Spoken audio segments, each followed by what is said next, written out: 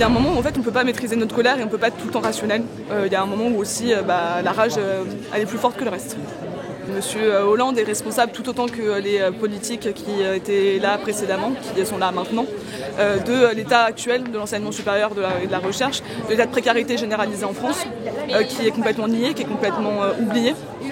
Et ça ne s'arrête pas parce que monsieur n'est plus président en fait. Ces actes ils ont des conséquences directes aujourd'hui et nos camarades en est la preuve, malheureusement. C'est pour beaucoup des étudiants qui insistent sur le fait que les facultés doivent être des lieux ouverts et de liberté d'expression. C'est des étudiants qui n'ont pas permis que cette conférence ait lieu, qui ont fait un auto-da-fé avec les ouvrages de François Hollande, puisqu'ils les ont déchirés. C'est quand même un acte.